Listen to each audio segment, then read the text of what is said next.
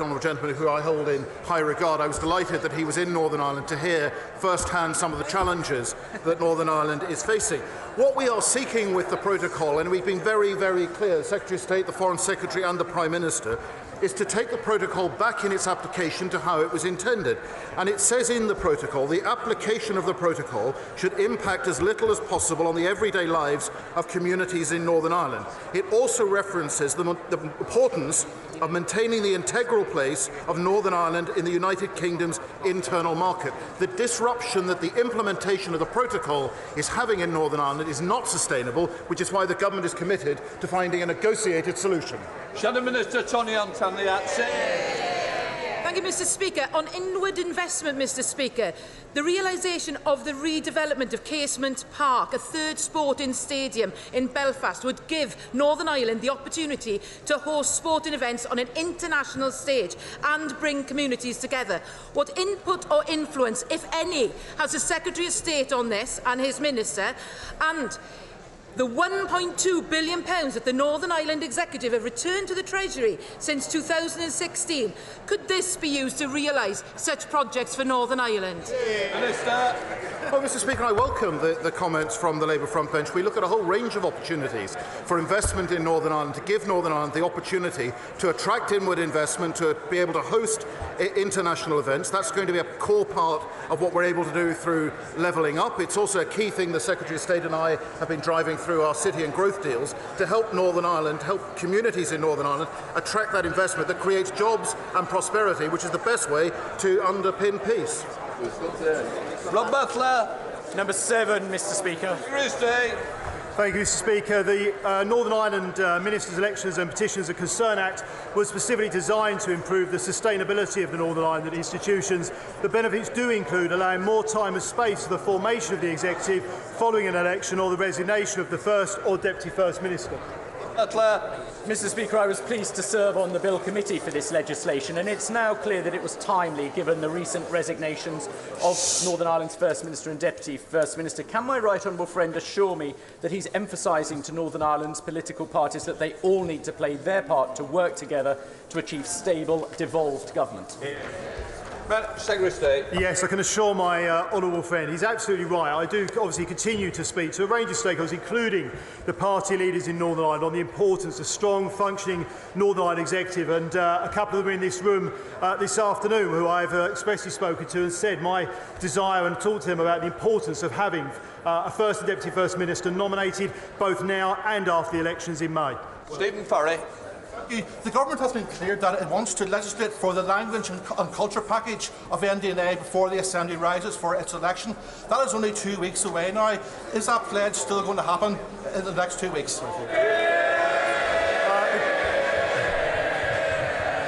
The honourable gentleman makes a fair point. I'm absolutely committed to making sure we deliver on our promise, as is the Prime Minister, as we set out last summer, to make sure we are delivering on all of our commitments, actually, in the New Decade New Approach deal that was agreed and brought Stormont back.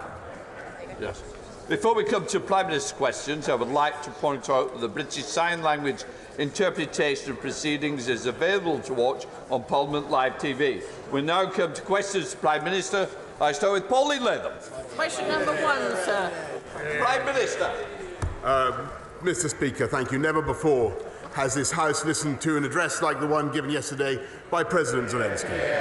And so I want to tell the House that, working with our friends and allies across the free world, we will be doing even more in the coming days to protect the people of Ukraine. And, Mr. Speaker, my right honourable friend, the Defence Secretary, will be setting out more details for the House later on. Mr. Speaker, this morning I had meetings with ministerial colleagues and others. In addition to my duties in this House, I shall have further such meetings later today. Pauline Latham. Thank you, Mr. Speaker. My son Ben died from an aortic dissection at age 44, leaving a wife and 2 young children, a condition which kills 2,000 people every year needlessly, more than die on the roads. Most people do not know anything about this condition until it devastates their family, like mine. So many of these cases are preventable by identifying those at risk and early and accurate diagnosis. Would the Prime Minister commend the work of the Aortic Dissection Charitable Trust in working with all aspects of the patient pathway about this condition? And in particular, will he commit to public funding for research into the diagnosis of aortic dissection and into genetic screening for it? Prime Minister. May I say to my honourable friend first how very sorry I am, as I'm sure the whole House is, for the loss of her son, Ben. And she's a passionate advocate for this work, and I thank the Aortic Dissection Charitable Trust. She's obviously, Mr. Speaker, completely right that accurate, fast diagnosis and treatment is crucial, and that's why I'm very pleased that the National Institute for Health Research is looking to do further work in this area, and my right honourable friend, the Secretary of State for Health, will meet her at his earliest convenience. Now comes the Leader of the Opposition, Keir Starmer. Thank you, Mr. Speaker. The typical energy bill is going up by £700 next month, and that's because of pressures before Russia invaded Ukraine.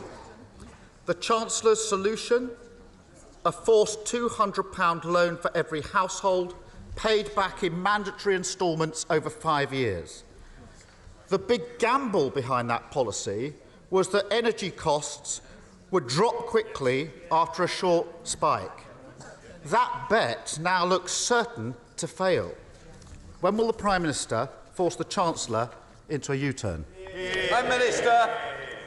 Mr. Speaker, my honourable friend, the Chancellor, has set out plans to help families with energy costs, with unprecedented measures to abate council tax by £150, Mr. Speaker, in addition to all the other schemes that we are putting forward. And I can tell the House that, yes, he's absolutely right. That we need to meet the long-term impacts of the spike in energy prices, and that's why I will be setting out an energy independence plan for this country, Mr. Speaker, in the course of the next few days to ensure that we undo some of the damage of previous decisions taken, not least by the Labour government, to invest in not to invest in nuclear, Mr. Speaker, and so that we prepare our people for the long term and with sustainable, cost-efficient energy supply. Mr. Speaker, I don't think the Prime Minister understands the mess he's in. Working families are facing a £700 spike in April. They won't even receive their £200 loan from the Chancellor until October. The wholesale price of oil and gas is now ballooning. So, by October, when the loan finally comes in, household bills are set to shoot up by another £1,000. It's a total mess. So I ask again, when is the Prime Minister going to force the Chancellor to U-turn? Prime Minister. Mr. Speaker, if he's asking for the Chancellor to U-turn on the support that we're giving to families and households, I think that he's absolutely out of his mind. We are going to continue to give people support throughout this difficult period, as we did throughout the coronavirus epidemic, Mr. Speaker, with unprecedented levels of support. We have a £200 discount on bills, £150 a non-repayable reduction in council tax, and £144 million extra to help councils support vulnerable families with their energy bills. Altogether, Mr. Speaker, there is a £20 billion package of financial help that we are giving the British people, and we will continue to do more. I think a U-turn, Mr. Speaker, is the last thing we want. Mr. Speaker, we'll see how long that position lasts. Let me try and help the Prime Minister. Let me try and help the Prime Minister by coming at it from a different angle. Before Russia invaded Ukraine, North Sea oil and gas companies were making bumper profits. BP made £9.5 billion. Shell made £14 billion. In their own words, more money than they know what to do with. Since then, the international price of oil and gas has skyrocketed, and so will their profits. When will the Prime Minister admit he's got this badly wrong, put a windfall tax on those super profits, and use the money to cut household energy bills? Prime Minister. Mr. Speaker, the net result of that would simply be to see the oil companies put their prices up yet higher, Mr. Speaker.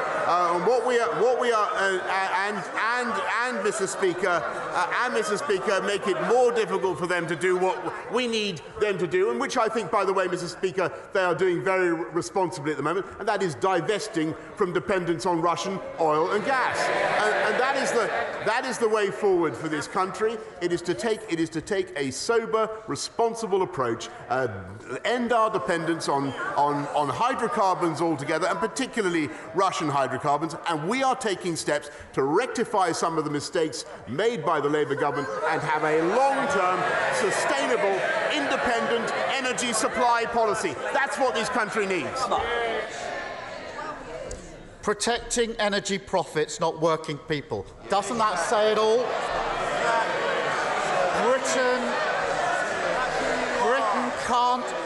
Britain can't afford another crisis like this. We need to improve our long-term energy security. That starts with supporting new nuclear and renewables. But the Conservatives have effectively banned new onshore wind. As a direct result of this short-sighted approach, we're using more gas every year than we import from Russia. That's ludicrous. So will the Prime Minister relax planning laws, end the block on onshore wind, and stop supporting policies that make us so dependent on foreign gas? Prime Minister. Mr. Speaker, it's thanks to the policies that this government has pursued that we actually only are dependent on Russian gas for 3% of our gas needs, unlike virtually every other European country, Mr. Speaker. It's thanks to the massive investment that we've had in renewables, Mr. Speaker, that we are, as I've said many times in this House, the Saudi Arabia of wind power, producer of more offshore wind than virtually any other country in the world, Mr. Speaker. And I think he just, by the way, I think he just committed to supporting, this may be news to some of his party, but he just committed to supporting more nuclear power. Great news. There is more joy in heaven, Mr. Speaker. There is more joy in heaven over one sinner that repenteth, Mr. Speaker, than over 100. I'm delighted, and those were the people, Mr. Speaker, who cancelled our nuclear efforts. They did completely the wrong thing. I'm delighted to welcome them now into the fold. Come off it. Labour is pro-nuclear.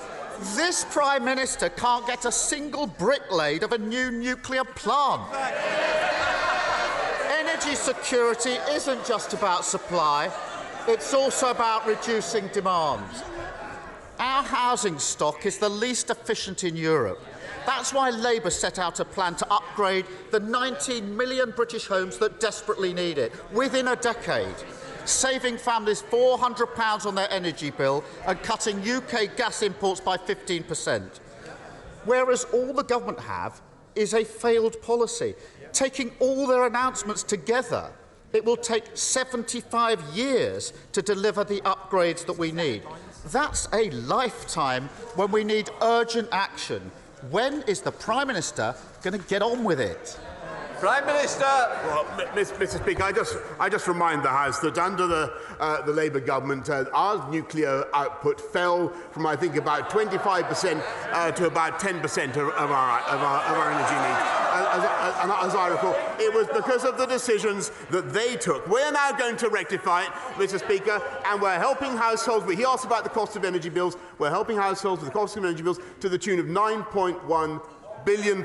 Now, why can this government afford to do that? Why can we afford to put huge quantities of taxpayers' money into supporting households and their energy costs? I'll tell you why, Mr. Speaker. It's because we've got the fastest growth in the G7.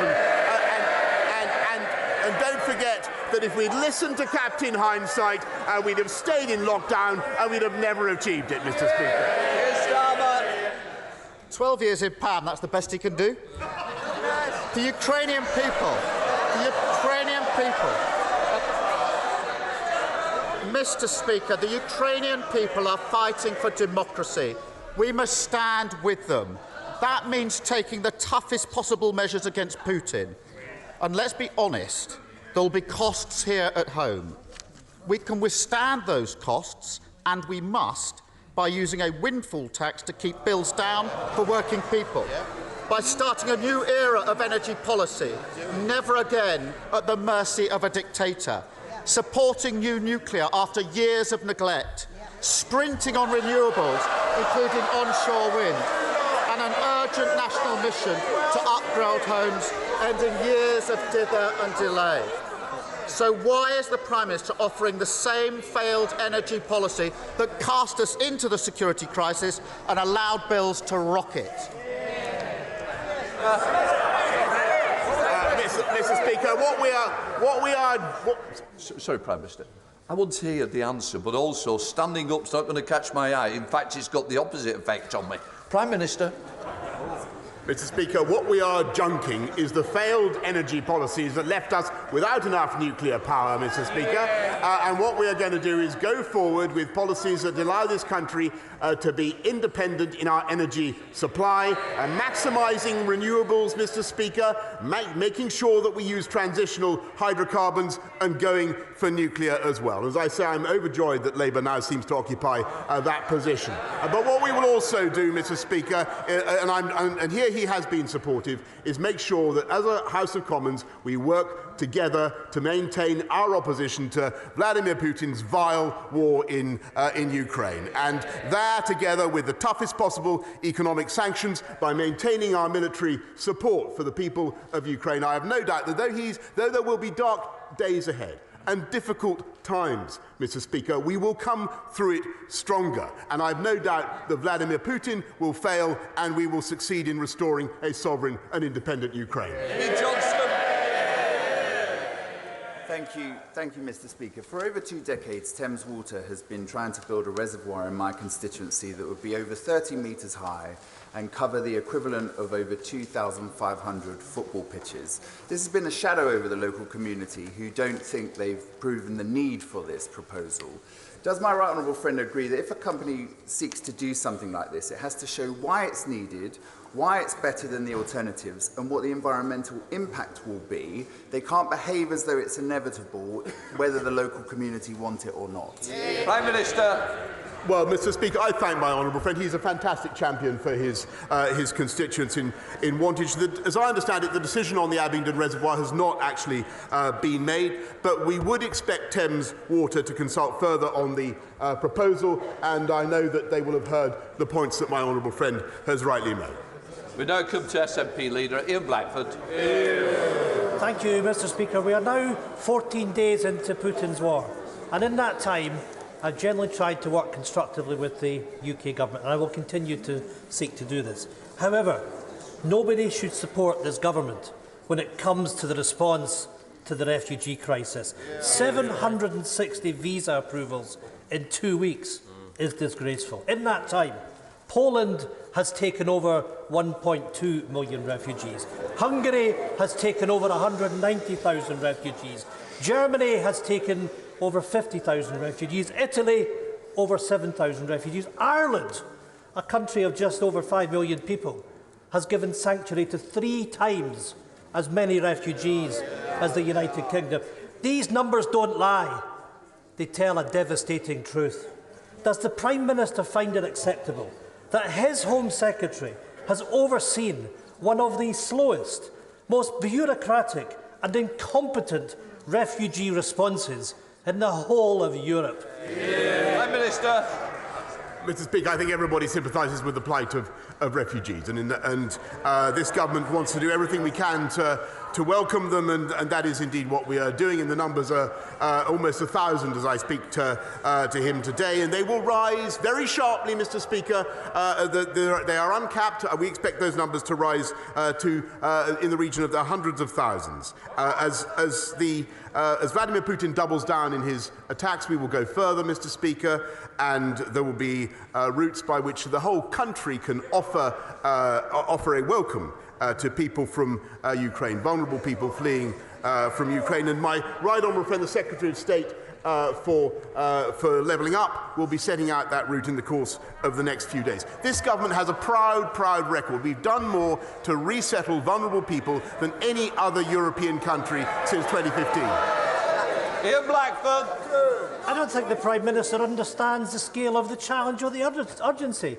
These are people fleeing war crimes, torn apart from their families as their homes are shelled. And the Home Secretary is blocking them with endless paperwork. This isn't just incompetence, this is ideology. In the face of the biggest refugee crisis in Europe since the Second World War, the UK government won't set aside the hostile environment. And by the way, we're seeing the hostile environment this afternoon. They might quieten down a bit. We've seen this too many times from a Tory Home Office.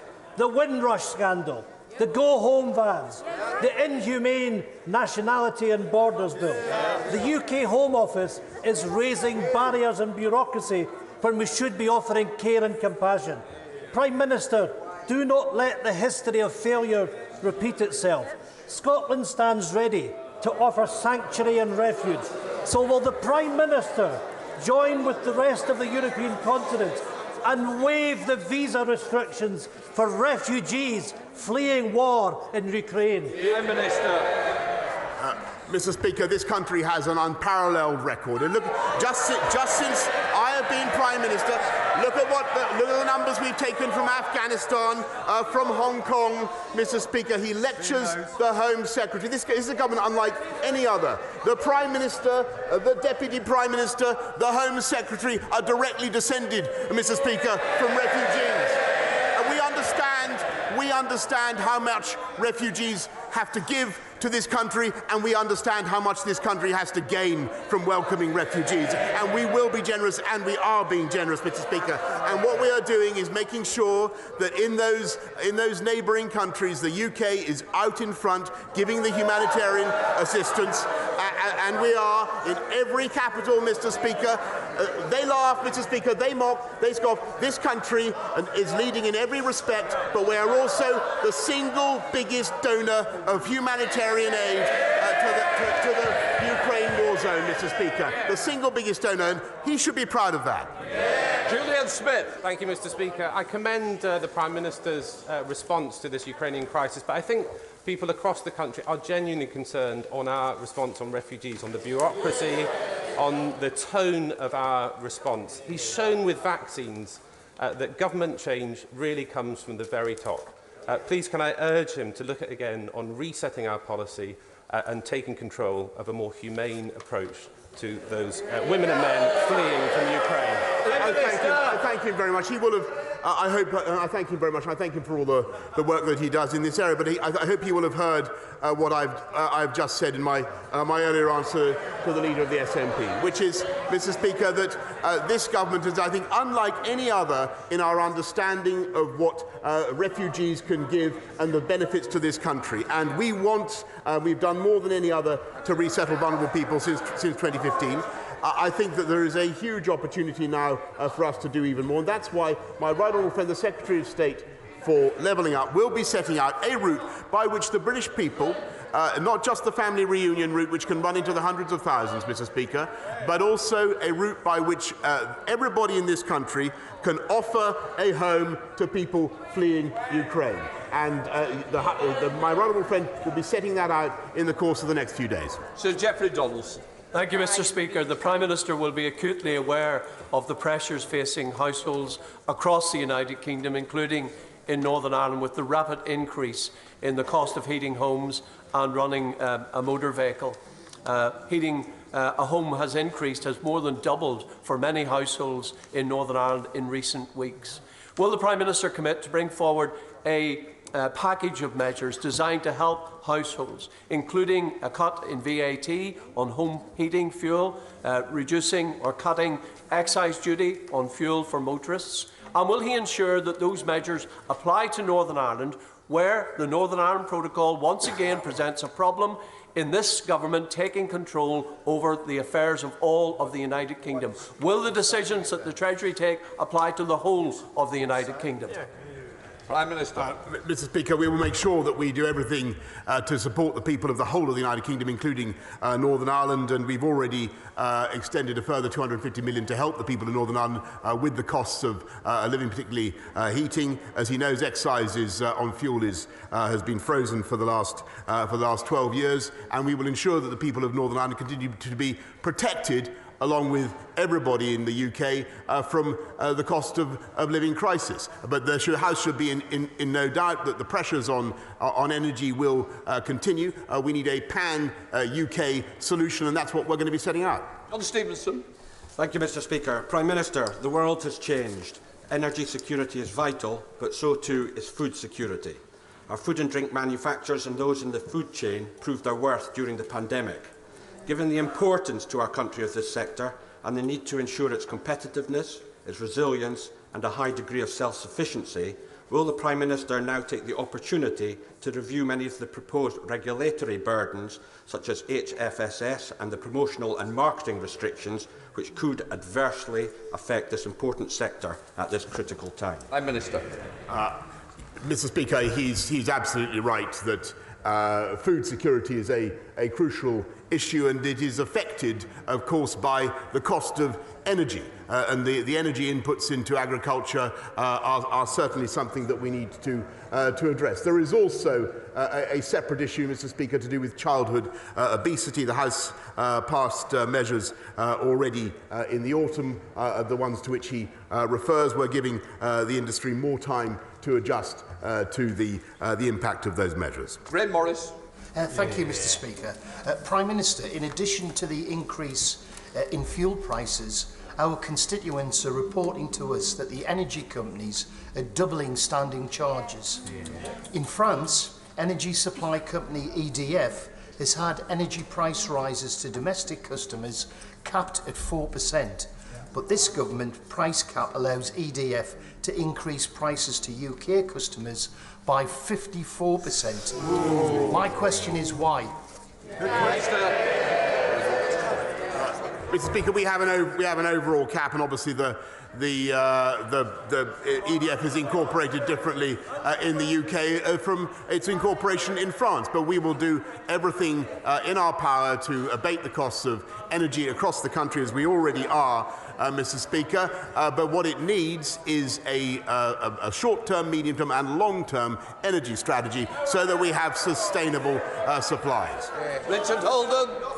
Thank you very much indeed, Mr. Speaker. Soon after I was elected, I found out that at Shotley Bridge, an 8-bedroom community, bed community hospital in my constituency is replaced with a 0-bed unit, something some Labour councillors had known about but said nothing about during the election campaign. After campaigning hard with ministers and the Secretary of State and working with my local NHS trust, a new 16-bed unit is now in the final stages of planning and has been confirmed as part of this government's hospital building programme. Can the Prime Minister confirm that this new community hospital is now full steam ahead, and will he commit to coming to concert to kick off the building works if the plan goes to head by the end of next year? The Prime Minister.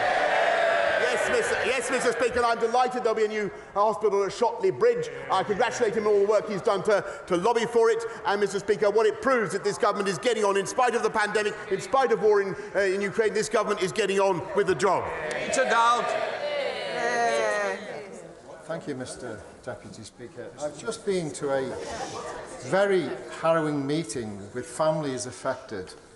They have members of families in care homes and hospitals, and they've suffered unjustifiable denial of access to those loved ones, and it's been massively restricted. And it continues despite the post-COVID environment. Would the Prime Minister be prepared to introduce legislation to make access to loved ones in care homes and hospitals a legal right and not at the discretion of the care home or the hospital concerned? Prime Minister. Mr. Speaker, I thank him very much, and I think everybody understands the anguish of people who haven't been able to see their loved ones during the pandemic. We have relaxed the restrictions in care homes, as he knows. I'd be very happy to offer a meeting for him and the relevant health minister to discuss his further concerns. John Penrose. Mr. Speaker, the government's already stopped issuing golden visas. so they can't be exploited by oligarchs and crime lords. But some could already be here, living in luxury London penthouse flats they've bought with dirty cash. So, will the Prime Minister pledge that anybody who is put on the sanctions list in the coming days and is already in the UK on a golden visa will have it ripped up so they can be thrown out? Prime Minister. Yes, Mr. Speaker, I can tell him that, and I thank the House for what we've done to accelerate the economic crime measures, because we will be able to whip aside the veil of anonymity, Mr. Speaker. The ownership of these luxurious dwellings to which he refers will be exposed, and yes, we will be able to take away their ability to remain in this country. Barbara Keeley. Thank you, Mr. Speaker. As energy costs spiral, I want to raise the issue for people who use extra electricity to charge their electric wheelchairs, or to run ventilators, or a stair lift. It is not right that people with a disability or a serious medical condition should face unmanageable debt, or going without food to pay the cost of electricity on which they absolutely rely. They need a real cut to their bills right now. So why isn't the Prime Minister looking at drawing on the profits of the North Sea oil and gas companies to help the most vulnerable families with those costs? I thank her very much. She raises a very important issue, and clearly the spike in energy prices is going to fall most heavily on vulnerable people such as the ones that she has mentioned, and we will certainly be looking at ways to abate their costs. Paul Holmes. Thank you, Mr. Speaker. I don't know what I've done to deserve that. Residents in the village of Hamble in my constituency are currently facing the prospect of a quarry being given planning permission with 144 lorries per day in this congested area with one road access. Will my right honourable friend agree to meet with me to discuss how we can tighten the regulations on where quarries can be built to take into account the health implication, our environment and our local communities? Prime Minister.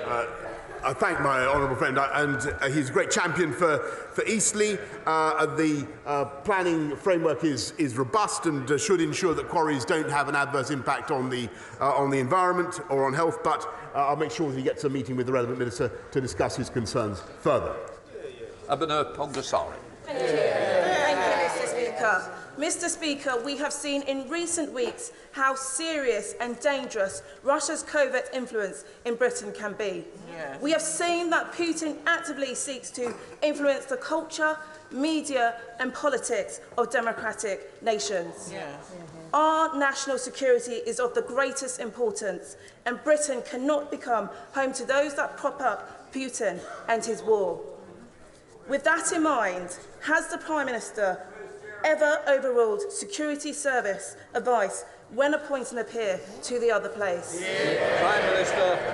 No, Mr. Speaker, and actually the Kremlin has singled out the UK for being in the lead on global sanctions, and as they have, and Mr. Speaker, in leading the world in defiance of the odious war that Putin is leading in Ukraine. Greg Clark. Yesterday, President Zelensky drew on the words of Churchill in this chamber. And as we salute the courage of the people of Ukraine, it reminds us that we can meet in freedom today only because of the courage of a generation of men and women who, in the Second World War, defended us from annihilation. Among them is my friend, Flight Lieutenant Colin Bell, DFC, who flew his de Havilland Mosquito in 50 missions over Nazi Germany. Colin Bell is with us today. On Saturday, he celebrated his 101st birthday. Will the Prime Minister join me in wishing Colin a very happy birthday and thanking him for what he did for allowing us to be here today? Mr. Speaker, I think the whole House will want to join me in thanking him and wishing Colin Bell a very happy 101st birthday. Brendan O'Hara. Thank you, Mr. Speaker.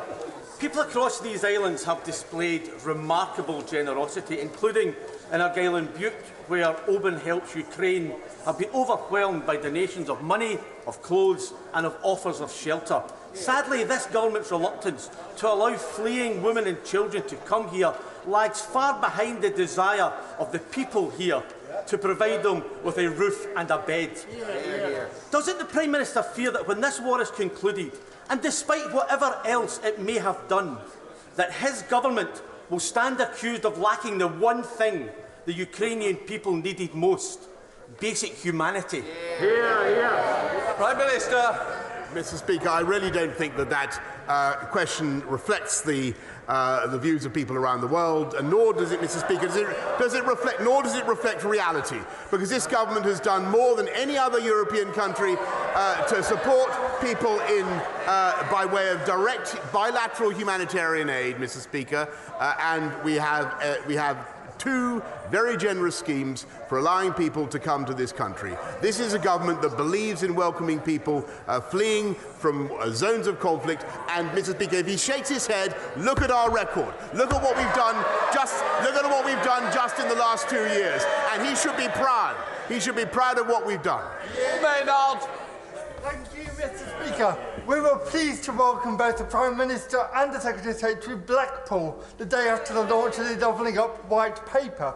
Will he meet with me to discuss how we can make sure that Blackpool is not just a testbed for innovation in many of the areas of Doubling Up, but a showcase for the impact it can have on the community that I represent? I thank him for his wonderful work in Blackpool for communities he represents, and it was fantastic to be with him and to see the increase, the extension and the upgrading of the tram network in Blackpool, Mr. Speaker, that will help to drive the economy and help to bring high-wage, high-skilled jobs in just the way that we hope to do that across the whole of the UK as we get on with levelling up. Ed Davey. Speaker, in the months before World War II, the UK took in over 60,000 Jewish refugees fleeing Nazi persecution. Over half a century ago, we took in over 27,000 Ugandans expelled by Idi Amin. Since then, we've taken Tamils escaping civil war, Bosnians escaping genocide, and Syrians escaping Assad. But this week, the Home Office turned away hundreds of Ukrainian refugees escaping Putin's bombs because they didn't have the right paperwork. Can the Prime Minister not see that this flies in the face of our country's proud tradition of providing sanctuary? And since the Home Office clearly isn't up to the task, will the Prime Minister send in armed forces personnel to speed up the process so Ukrainian refugees can come here quickly and safely? Prime Minister. Mr. Speaker, I thank him very much, and the whole House wants to do as much as we can and as fast as possible. But what he says about the UK is, I'm afraid, completely wrong, Mr. Speaker, because we have visa centres open in Warsaw, in Budapest, in Prague, in Jeszczał, in Poland, in Chisinau, in Moldova, Bucharest, and elsewhere, Mr. Speaker. We've already got 1,000 people in under the existing scheme. That number will climb very sharply, Mr. Speaker. Look at what we've done already. 15,000 from Afghanistan, 104,000 applications from Hong Kong Chinese, and I think there were about 25,000 from Syria. No one has been turned away, Mr. Speaker. That is simply, we want to be as generous and Mr. Speaker. It is important to have checks. Let me make this point to the House, because I think people need to understand. There are some people, Mr. Speaker, who would like to dispense with checks altogether and simply to wave people through. And I've got to say, and I hear the voices on the benches opposite. I do think that is irresponsible, and that is not the approach that we should be taking. The Schengen countries have a different arrangement. We must be in no doubt, as I said in answer to a previous question, the Kremlin has singled out this country for the approach that we are taking. Vladimir Putin, and we know how unscrupulous Putin can be in his methods. It would not be right, Mr. Speaker, to expose this country to unnecessary security risk, and we will not do it, Mr. Speaker. We are going to be as generous as we can possibly be, but we must have checks. Billy. Mr. Speaker, My community in Tipton came together on Sunday to commemorate the 100 years since the devastating explosion of the Dudley Port munitions factory and the 19 girls who were recklessly murdered by the owner of that factory. Now, in the Black Country, it's vital that we acknowledge both the pride but also the pain of our industrial heritage.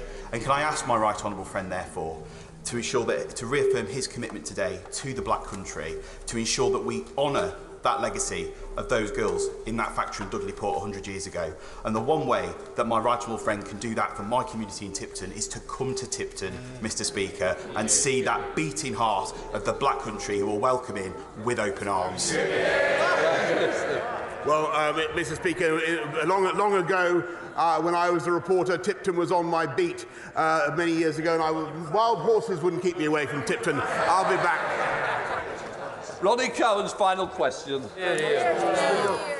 Thank you, Mr Speaker. Prime Minister, I have a constituent whose elderly parents are seeking refuge in the United Kingdom from Ukraine. Her parents are both in their 80s. They've made it to Hungary. They went to the visa application centre, as instructed by the Home Office hotline, and they were told, come back on the 22nd of March. Then, and only then, will their biometrics be processed. That is a harsh reality, no spin, no subterfuge. Prime Minister, when will refugees from the Ukraine be welcome into the United Kingdom?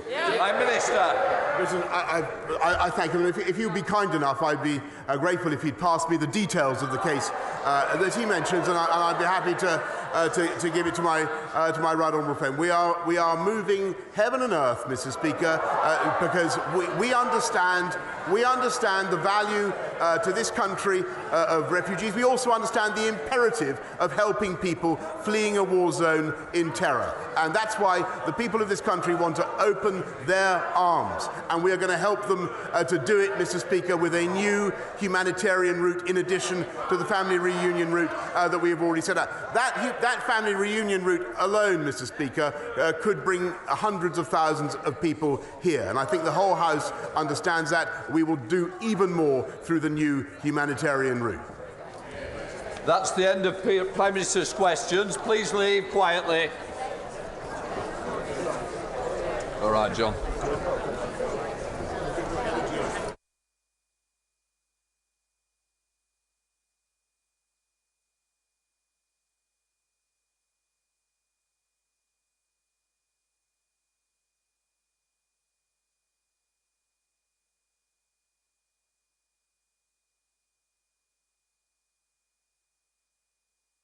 So we now come to the statement from the Secretary of State for Defence, Right Honourable Ben Wallace. Thank you, Mr. Speaker. With permission, I would like to update the House on the situation in Ukraine and HMG support to the government in Kiev. Mr. Speaker, the situation on the ground is grave. As we can recall, on the 24th of February, forces of the Russian army, unprovoked, crossed into Ukraine's sovereign territory. Along three main axes, Russian armour has attempted to occupy Ukraine. Their plan was to reach and encircle Kyiv, encircle Ukrainian forces near the border, and invade from the south to link up with their forces via Mariupol. Russian High Command had committed 65% of their entire land forces and indisputably are in possession of overwhelming firepower and armour. It is estimated that at the start of this invasion, they had between 110 and 120 battalion tactical groups dedicated to the task, compared to approximately 65 in Ukraine. Their missile stocks gave them even greater strength to reach Ukraine at distance. However, what they did not possess, and still do not, is the moral component so often needed for victory.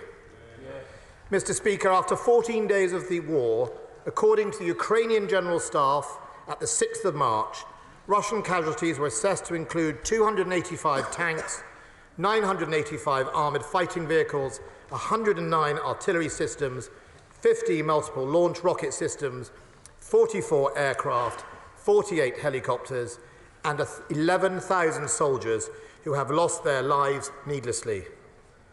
There are numerous reports of surrenders and desertions by the ever-growing, disillusioned Russian army.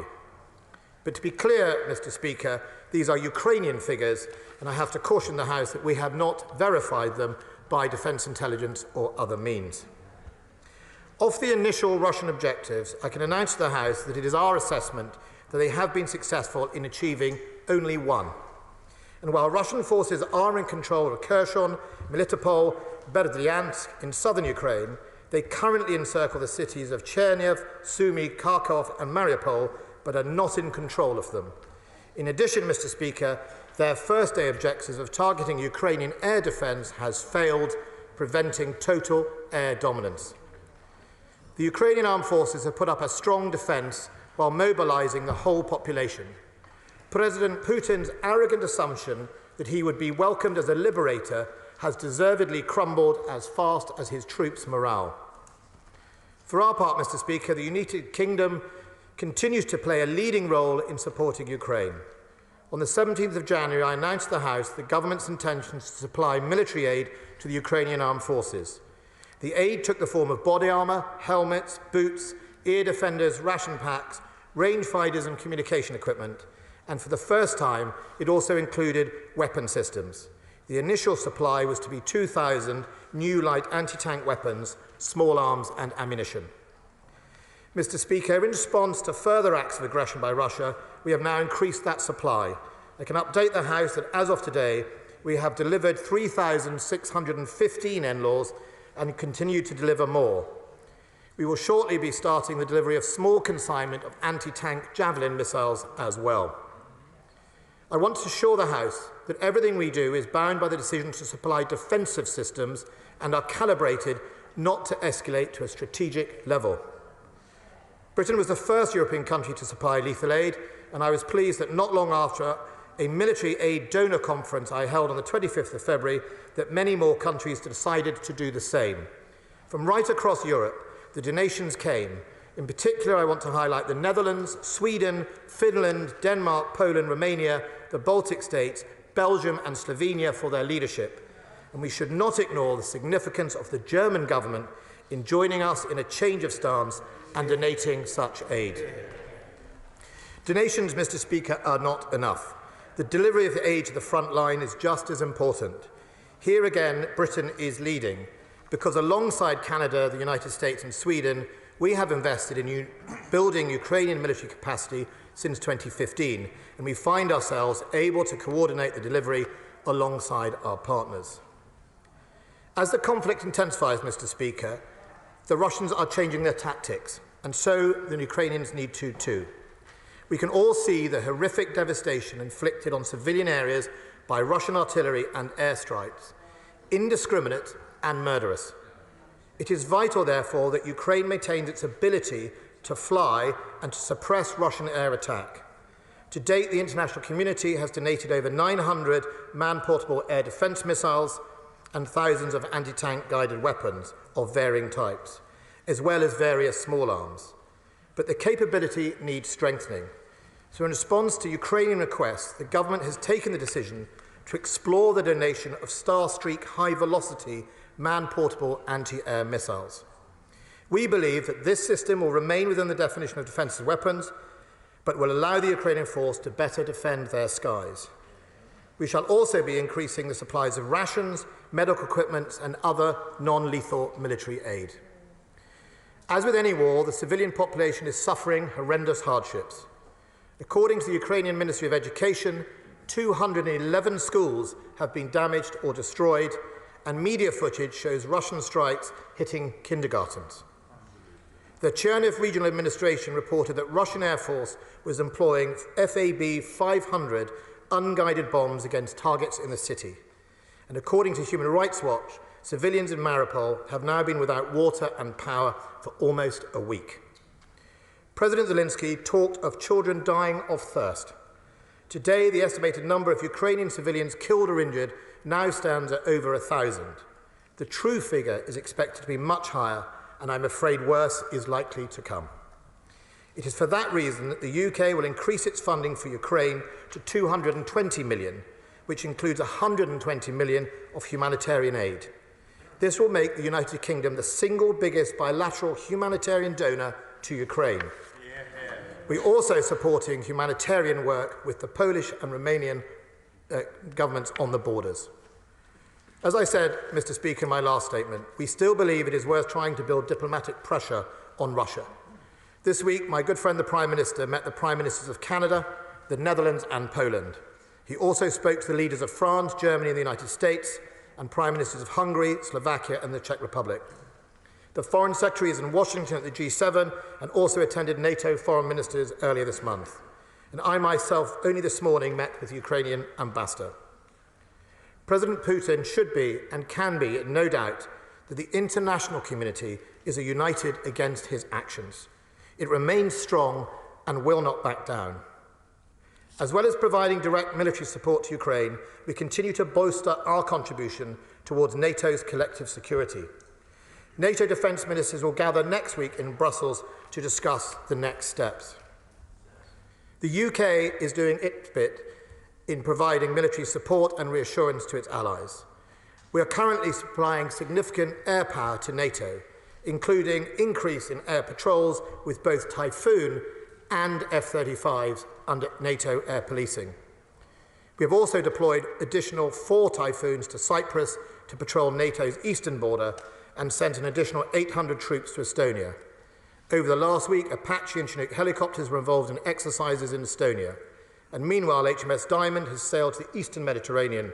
HMS Northumberland is taking part in a northern deployment, and HMS Grimsby is in the Norwegian Sea supporting NATO mine countermeasures.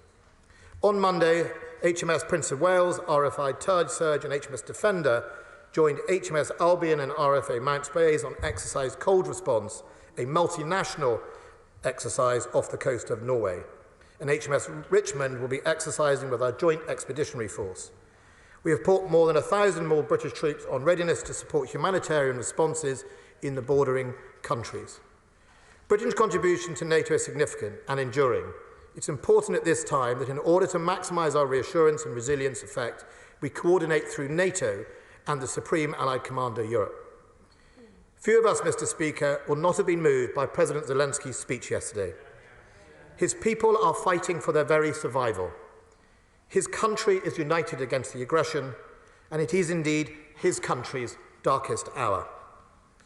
Yesterday I saw footage of a Russian armoured train bristling with guns, heading towards Mariupol. A brave, single woman from Ukraine ran to that train and shouted, "Slavo Ukrainia." Unmoved, unintimidated by the guns, the woman's bravery should inspire us all. I know many of our constituents, Mr. Speaker, and our colleagues are fearful of what happens next. President Putin and the Kremlin continue to threaten countries who offer help to Ukraine. Their military campaign will, I'm afraid, get more brutal and more indiscriminate. But, Mr. Speaker, it is my firm belief that our strength to stand up to such bullying comes from our alliances. As long as we stand united, both as a House and as the international community, then the Kremlin's threats cannot hurt us. We should take strength from the peoples right across Europe who are standing shoulder to shoulder to protect our values, our freedom, our tolerance, our democracy and our free press. That is our shield. Yeah. We now come to the Shadow Secretary of State, John Healy. Thank you, Mr. Speaker, and can I thank the Defence Secretary and his team for the way that he's kept members on all sides updated and informed, and I thank him for his statement this afternoon.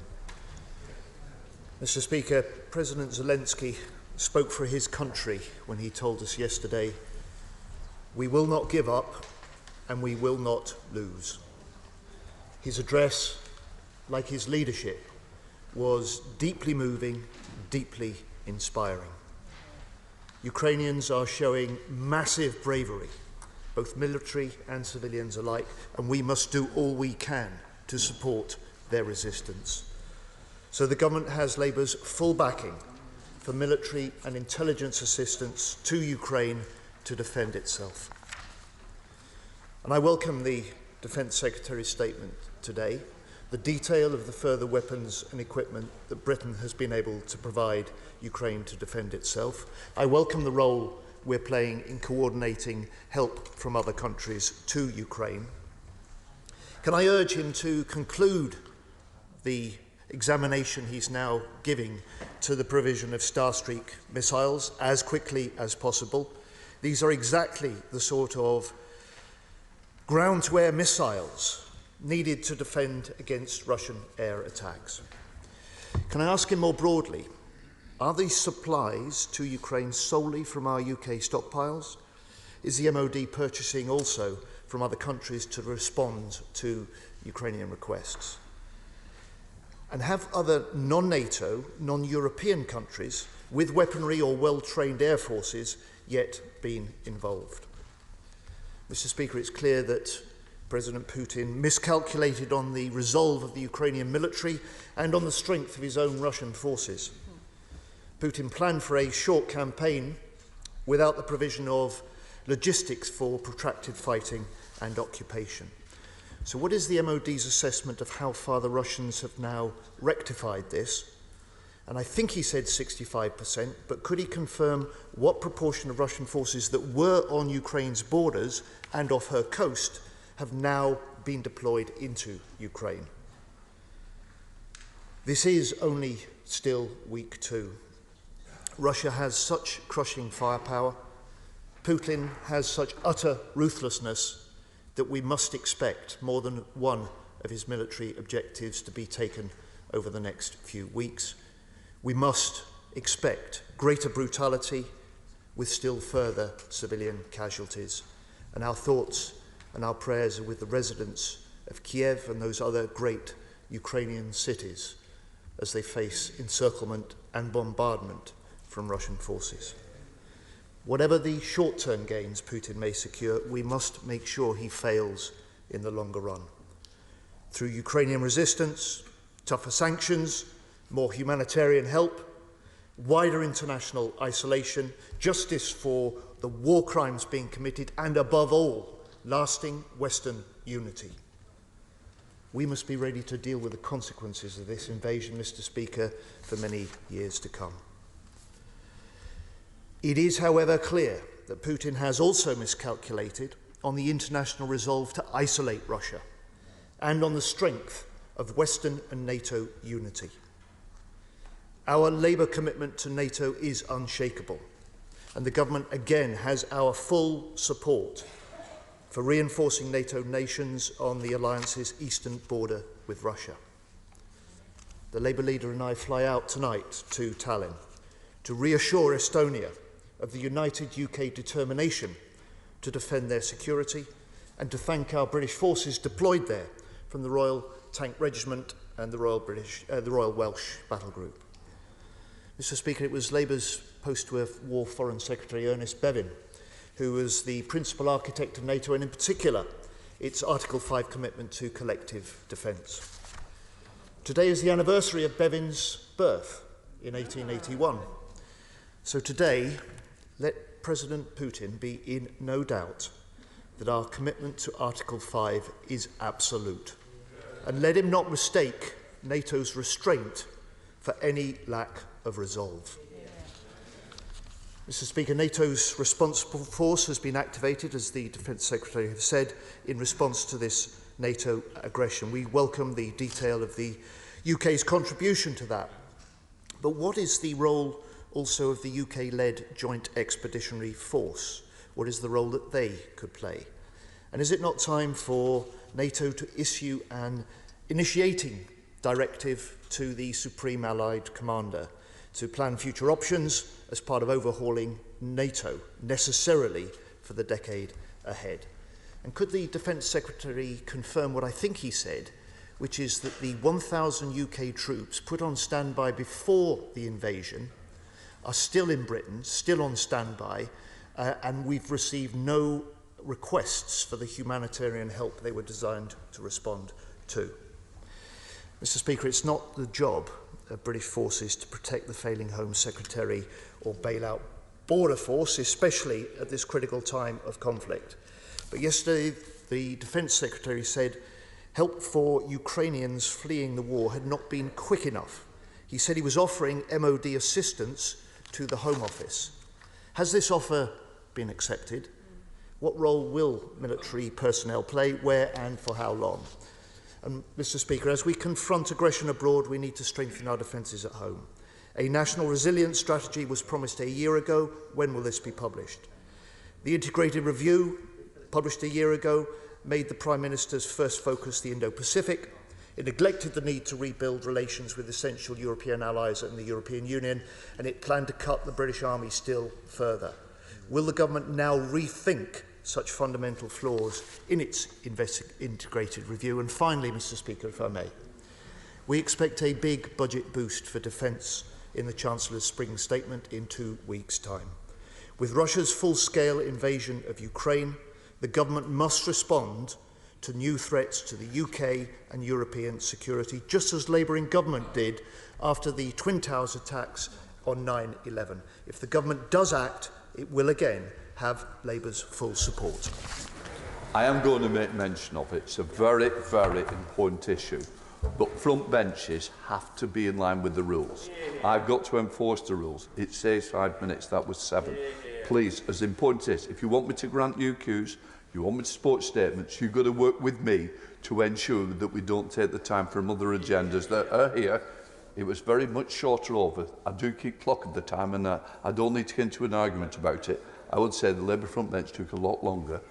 And I'm just going to say it's a very important matter. I want to keep this on the agenda, but you need to work with me to ensure that we change the rules, make my life easier. So stay. Mr. Speaker, maybe I should apologise. I didn't give the Labour front bench long enough with the statement. I think it was fairly short notice for them in advance. So I think we both hear from both sides. You wouldn't like me to be too long either. Mr. Speaker, I'm grateful to the right, certainly on the backbench of the Labour Party. Mr. Speaker, the right honourable gentleman makes some important questions, and I'm grateful for the Labour Party's support to the position that the government has taken on Ukraine. Our position actually mirrors also the international community, not just NATO members, but also members outside NATO, such as Sweden and Finland. In answer to his questions, Mr. Speaker, the stockpile, we will take them currently from our stockpile, but we will backfill them from the manufacturer where we can and when we can. We already have some on order, so I can give him that assurance. I also make sure we keep a basic level to ensure that we cover our own force protection as required. So we're not going to leave our soldiers at risk in somewhere like Estonia specifically, but nevertheless we will make sure that we calibrate that correctly. On the issue of the MOD's assessment of the Russian forces, over 90% of those forces that are on the border have now been committed to Ukraine and inside Ukraine. And of course we can see media reports about Belarusian forces maybe or maybe not being primed. That has had an interesting effect on Belarusian forces, with reports of desertions and senior officers refusing to join the fight. And also I think there's something very telling about Russia's desperation at the moment.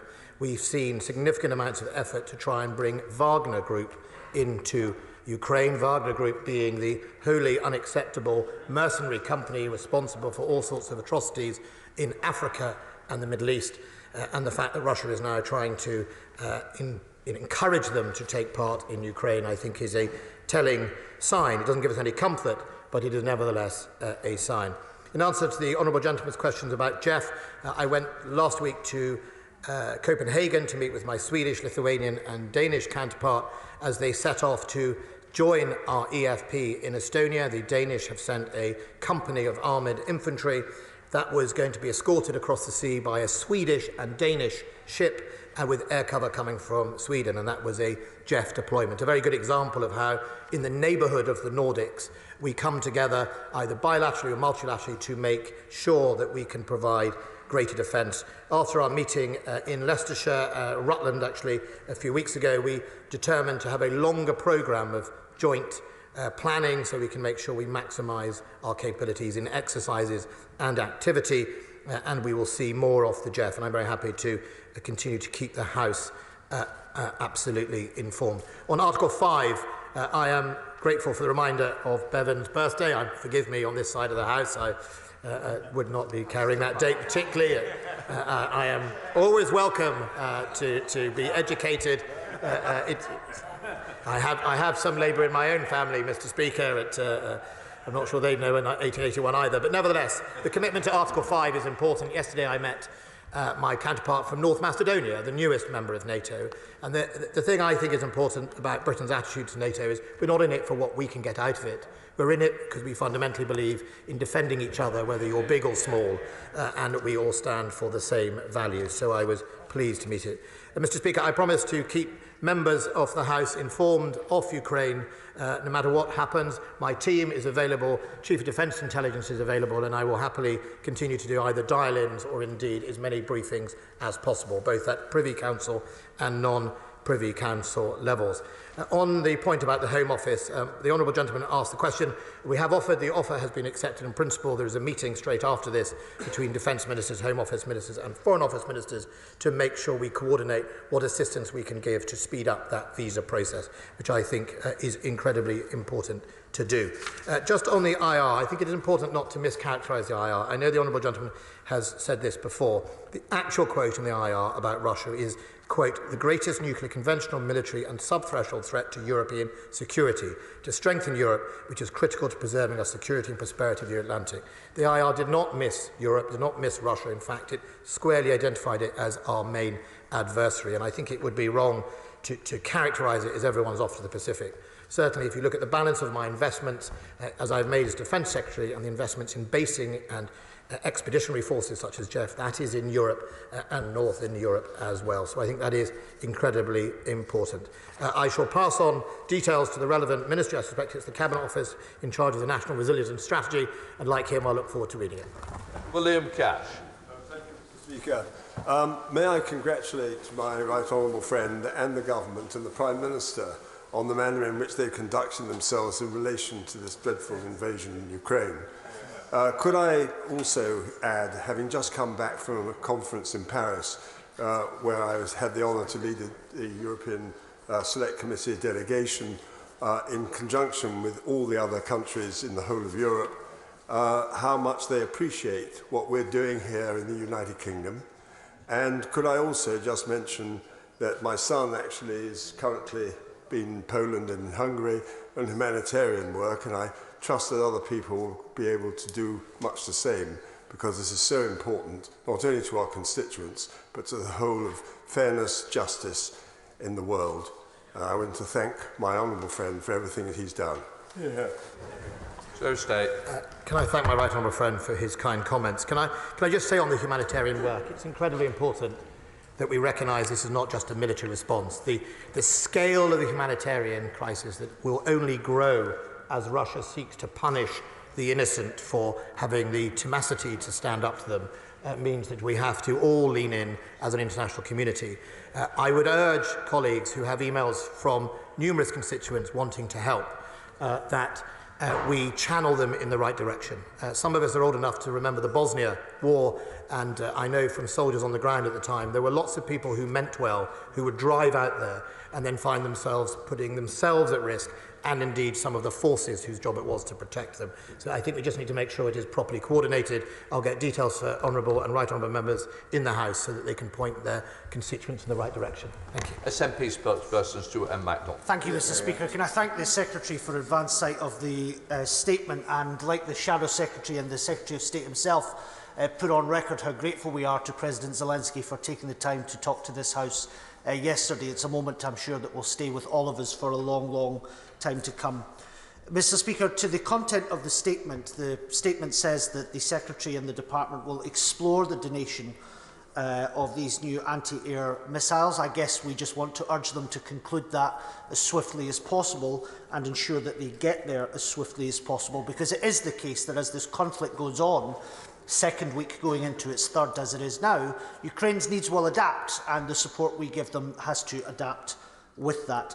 I do also want to ask the Secretary, because I know we talked about this before, it might actually have been with his Armed Forces Minister, the supply of satellite phones, which I know Ukraine had identified as an urgent need for 2 weeks ago.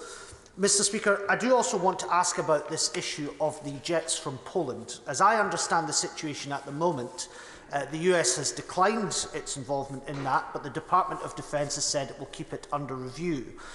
Is the Secretary of State part of that discussion to keep it under review, not least given the new security and defence arrangements that the Department announced around 6 or 7 weeks ago involving Poland and Ukraine itself, and how might we expect that to develop in the coming days, because time is not on Ukraine's side, and I appreciate the immense sensitivities around this.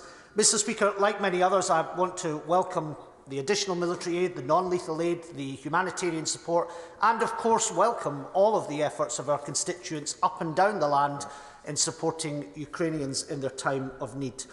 On NATO, Mr. Speaker, can I ask about the forthcoming strategic concept? What sort of changes can we expect to see there? Will we, for example, see the air policing mission be reprofiled to an air defence mission? And can he talk a bit more about what the House can expect to come from that? And lastly, Mr. Speaker, because you would expect me to, just to say, on the issue of refugees, we have tried, and in fairness, the government has made it easy on many things to support the government and the front bench in its support for Ukraine in many other areas. But on refugees, we are simply standing out in Europe for all the wrong reasons. And I am pleading with the Minister, although it's not his department, to fix it and fix it soon. I'm grateful to the honourable gentleman. On the latter, look, we are, like you, determined to fix it. My honourable friend, the Minister of the Armed Forces, will have a meeting this afternoon on exactly that. I think we shouldn't forget that the overall offer is generous, 200,000 in the families route and unlimited in the humanitarian. The key here is to get it sped up to make sure that when people arrive in that border, they are home and safe with their families as soon as possible. And we will do everything in the Department, Ministry of Defence to support that happening. On the other issue, on jets in Poland, I don't have access to those discussions. I have said publicly that the position the United Kingdom government would take is, look, it is a matter for the Polish government to make its decision on its calibration, on its aid to Ukraine, but as an ally and friend of Poland, Britain will stand by whatever decision they make. It is, of course, them on the front line, off that border, and whatever consequence were to happen of that, I would hope the consequence would only be a positive if they did it, but you never know with President Putin. So it's very important to give them the reassurance and the space to make the decision. But fundamentally, what we see at the moment is the requirement of the Ukrainians are things like being able to take action against artillery at deep ranges, and that can be done through the UAVs, to protect their airspace, and that can be done with the missile systems that we are providing at the moment. The only lag with the missile systems we're doing is, as they get more complicated, they need training. How and why we deliver that training and how we do it is obviously sensitive, but we have to make sure that is rolled out, and obviously the movement of it into Ukraine. They are valuable pieces of equipment that need to be positioned in the right places to make the difference, and I think that is just one of the reasons why I've wanted to come to the House as soon as possible to say we are in principle going to do it, but we want to make sure that you had as early warning as possible. The honourable gentleman makes a really important point about the strategic concept and NATO. I think I'll too be asking some of the questions about what now for it. I think there are questions for NATO both in short term, Mr. Speaker, and long term. So in the long term, what are we going to do post-Ukraine to contain Russia, to provide reassurance to our neighbours and our fellow NATO members, and resilience to those countries in NATO who will need it? And I think I would hope that we start the process at the meeting next week of indicating to Saka that I would like to see him start planning for containment if that is one of the options post-Ukraine. And what does that look like in the 21st century? Thank you very much. Dr. Neil Hudson. Mr. Speaker. I thank my right honourable friend for his statement and for all that his department and our incredible armed forces are doing at this time to help the people of Ukraine. The humanitarian crisis, Mr. Speaker, is worsening hour by hour. Can my right honourable friend assure my constituents in Penrith and the border and people across the UK that the UK is doing everything it can, cross-government, to widen and accelerate the visa system, cut through the red tape, and work practically and compassionately with our partners in Europe to offer sanctuary and aid to as many Ukrainian people as we can and as quickly as we can? I think the honourable member would have heard my answer to my Scottish National colleague on the other side of the House. I think what I would say is absolutely the Minister of the Armed Forces will be happy to brief you once those meetings have taken place to update you on the assistance the MOD can give. Direct way. Thank you, Mr. Speaker. Can I first say to the Secretary of State, thank him for the regular and excellent updates and briefings we have. And also thank him for the hard work he's putting in within the constraints he has to work within to Ukraine. However, can I say to him that I do think it's a strategic mistake that when confronting a tyrant, we actually tell him what we won't do. Now, well, if Putin remains in power, it's my view that we will have to confront him at some point militarily, and we should be aware of that and get that out in the open, I think. But my question is this, is what level of slaughter of Ukrainians are we willing to see before NATO and the West intervenes militarily in Ukraine, such as, for instance, ensuring safe areas in Western Ukraine? Yeah, good question. Okay. Look, I'm grateful to that honourable gentleman. Look, it is a difficult balance about when we tell people. I have to come to this House effectively to get policy permission from you before we take a different step in the weapons systems. And I think that is the right thing to do. We have to make sure it's calibrated into the right process. And I think it is important with Putin, especially as he would seek to discover things and use potentially to escalate, that we are upfront and transparent about what we're going to do, so he cannot come and try and repackage it as something, a major strategic issue. It's not an easy line. On the one hand, I would be quite happy to sometimes do this, but I think the decision about bringing the House with us on this and making sure people understand, I don't think it will be a tactical difference on the ground that I've come to the House today to tell people in advance that this is happening. Russia now has a serious problem with the international community's donations. They are at a large scale, whether they're anti-tank or Stinger missiles, that has had to change their tactics as a result. So I think it would be wrong for him to characterise this as anything other than us responding to their change in tactics, but making sure he doesn't get impunity to bomb people from the air and kill innocent victims. On the other issue around areas like humanitarian corridors and indeed no-fly zones, we just have to be careful. You have to enforce them. And in thinking about enforcing them, you have to recognise the knock-on effects of whether you trigger a wider war in Europe. Speaker, can I thank the Defence Secretary and all the ministerial team working so hard on this, and all those in main building and those in uniform throughout our armed forces responding so well to the war in Ukraine. He mentions just over 3,600 new light anti-tank weapons. They've been put to very good use, as the Defence Secretary will know. Can he reassure the House that that supply will continue and at pace? And secondly, he mentions about consideration of the surface-to-air missiles, the system Starstreak. How long will that decision-making process take? I'm grateful to my honourable friend. First of all, the decision has been made as a sense in principle. That's why I came to the House, that we will provide them. What we've got to make sure is we provide them with the training and the capability to deliver that. Can I just thank my honourable friend for the effort he put in to work with the Speaker to deliver the speech yesterday by President Zelensky. I cannot tell you, between the two of you, Mr. Speaker, Regan and others, I think how important it was to hear from a man who is clearly leading his country from the front, but is also under tremendous personal threat from Russia. Leila Moran. Mr. Speaker, can I first say thank you to the Defence Secretary for the approach he takes, for being the calm voice of competence that we want to hear in this crisis. He shouldn't have to intervene in the Home Office. I'm glad he is, though, and I thank him also for stepping up where his colleagues are failing again. He will know that this is not just the right thing to do, it is strategically the important thing to do, because Putin is counting on Europe not getting the refugee crisis right, because that plays into his hands in the medium and longer term. Would he agree with my concern that if we don't get a grip on the refugee crisis soon across the whole of Europe, including in this country, then we could well be playing into those fears? I'm grateful for the Honourable Lady for her comments. Look, one of the most important things is recognising that President Putin, and as we saw the President of Belarus, used migrant flows deliberately to divide and put pressure on our system. It's why when they did that in Belarus, literally shoving people through fences is what the Belarusians did a few months ago. We sent 100 Royal Engineers to assist the Poles to manage that issue. And I think it is incredibly important that we all think about what happens. Many of us who were warning about what Russia was going to do warned a number of countries, and actually, in fact, requested to the European... I said to the European Union, Where you can add value is to plan for mass refugees in a way that we have not seen since the war. That's really important. That's where the European Union is at its best in coordinating the non-military responses. I think they've done well, but they're not the only ones who are not, they're not shielded from the criticism as well. I think we all have to do it internationally. We have to do it better. We have to do the visa bit faster. My colleagues are absolutely coming to bear to bring those assets from MOD, but we also should remember we act as a team. I'm not intervening in the Home Office.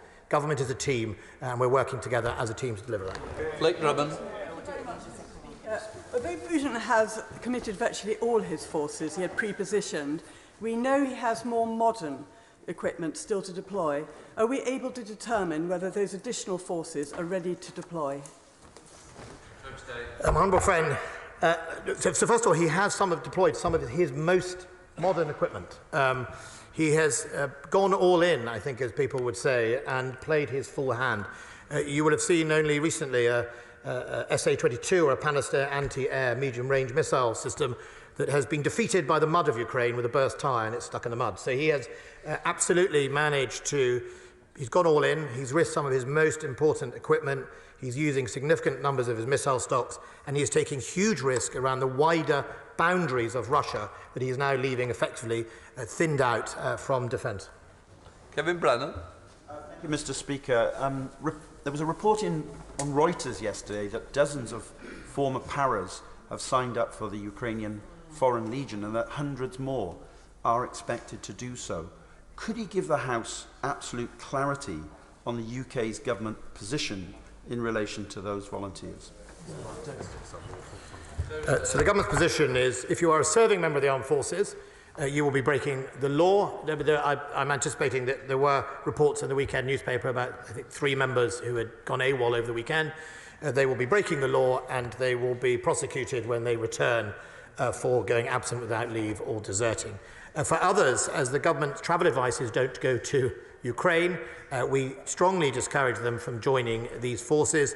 My experience, having been security minister, is people who went off to join the YPG and other organisations, it didn't end well. It is also the case, as a number of them are now discovering, that the Ukrainians are very clear. You turn up, you're in it for the whole game.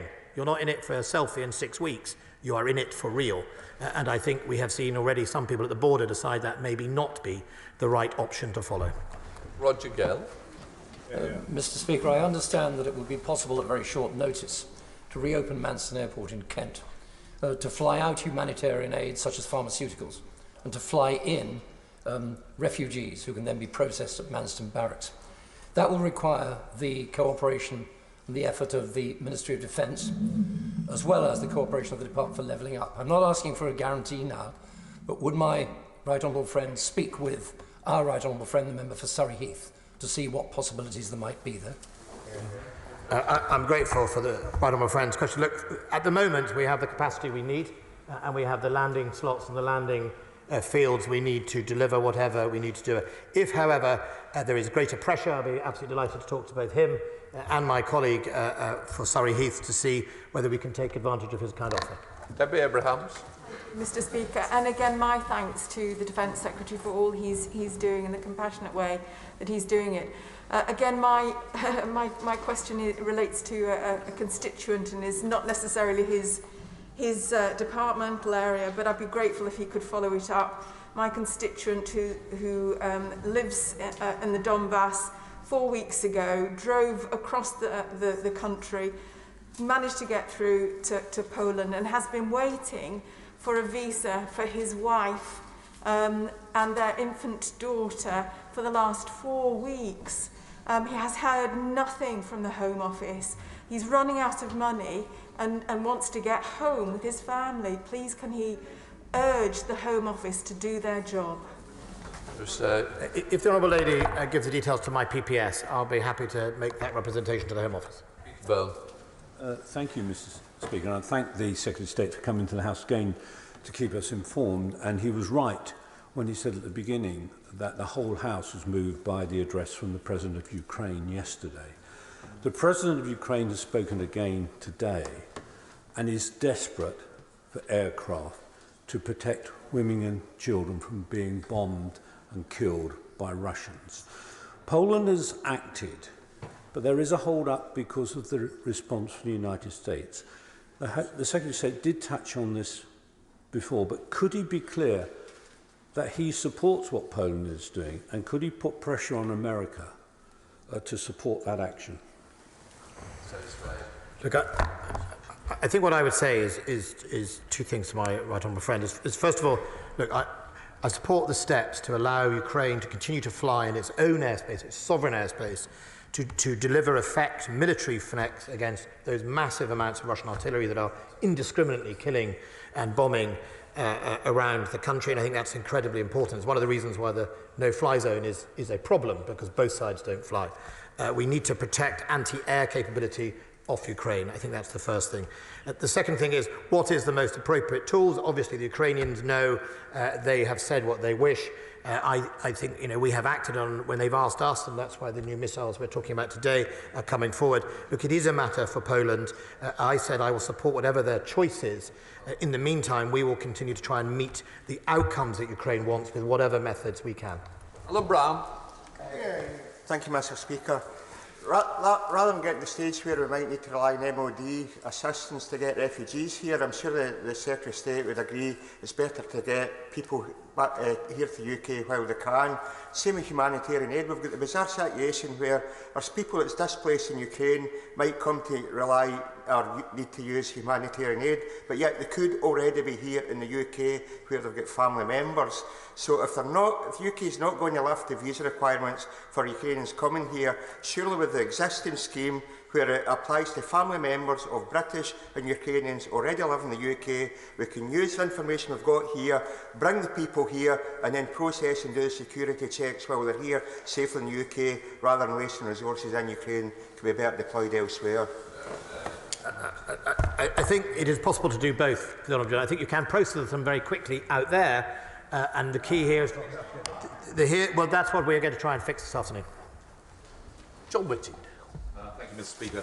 3 years ago, I visited Mariupol with my right honourable friend's predecessor, Michael Fallon, and we heard the appreciation of Ukrainian armed forces of the help that we were already giving them then through Operation Orbital. Can I therefore strongly welcome the announcement that my right honourable friend has made this afternoon, and does he agree with the Secretary-General of NATO that the sight of bodies lying on the streets unburied in Mariupol is credible evidence that Russia is guilty of war crimes?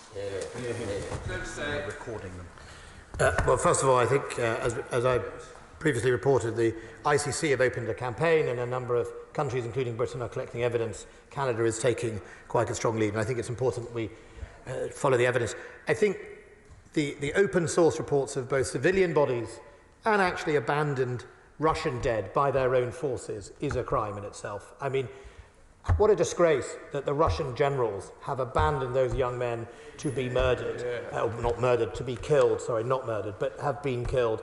That's the leadership of the Russian army that deserves to be in court for betraying their own soldiers, and at the same time for what they're doing to the civilians of Ukraine. They are criminally responsible, and I hope they face justice. John Warren. Thank you, Mr. Speaker. I'd like to thank the Secretary of State for updating us on the actions of the UK in support of the Ukrainians' heroic defence of their country. He will have noted that his update was much more warmly received than that of the Home Office yesterday, and with good reason, and I do hope Home Office ministers have noted that as well. We must act on all fronts. The need for humanitarian assistance is overwhelming. Could he say a little bit more about the 1,000 UK troops who are on standby? I understand from his statement they are still on standby to provide humanitarian assistance, where they are and the circumstances under which they will be deployed. So, to answer the honourable ladies, first of all, we haven't yet had any requests for humanitarian support from neighbouring countries. As soon as they do, we will be very happy to deploy those troops to help in that process. We've got a meeting, obviously, next week in NATO, and maybe those things will come to a fore then, but that's what they're there for. They're earmarked to do exactly that. Just on her point at the Home Office, having been a Home Office Minister, having sat in opposition across Home Secretaries from the Labour Party, it is never an easy job in the Home Office. It is never a popular brief, and questions are never kind. Sunderland. Mr. Speaker, thank you. Could I please thank the Secretary of State for his bold and forthright leadership, and also pay tribute to all those in the MOD, FCDO and beyond who are burning the midnight oil. I consider the level of operational detail in his statement to be unprecedented as well, so I'm grateful.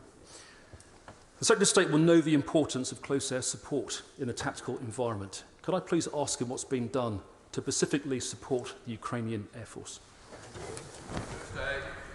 Well, I'm grateful to my honourable friend. Well, first of all, the HVM to assist them to fly freely in the airspace.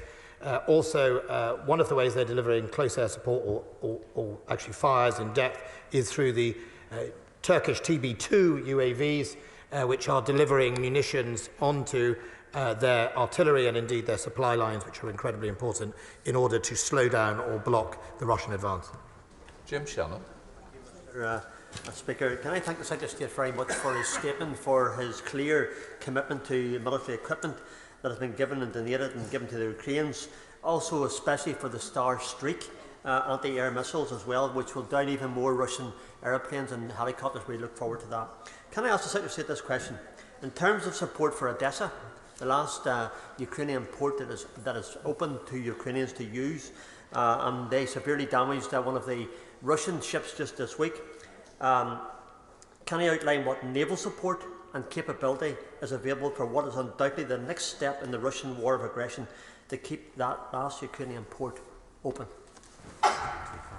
So, the honourable gentleman makes an important point about the southern flank, the one area where the Russians had made advances in the south, obviously using Crimea, which they illegally annexed in 2014. That part of the sea around both Odessa and elsewhere is heavily mined, which has helped Ukraine defend its coastline, and in fact the media reporting of that ship that was hit we can assume is made by a mine, but is unverified as well. Of course, the Russian Navy is blockading those ports, and that is limited, gives limited capability to the Ukrainians to take those ships on. If there are ways we can help them do that, we will explore it. Robert Halfon. Thank you, Mr. Speaker. I have huge respect for my right honourable friend and his team for the way you've conducted this awful situation. My understandably, my Polish constituents are incredibly worried because of Putin's expansionism and the threat to Poland. And I have, I hope my right honourable friend will agree with me, the huge humanitarian effort from Poland with supporting hundreds of thousands of refugees and their proposed military support. So will my right honourable friend continue to ensure that Britain throws a protective arm around Poland, given the risks that plucky country is facing? And just finally, will he, if Putin does start to carpet bomb across Ukraine, will he and NATO reconsider the issue of the no-fly zone? I understand the position he comes from, though, as he set out earlier. Just on the no-fly zone, I think we've set out our position.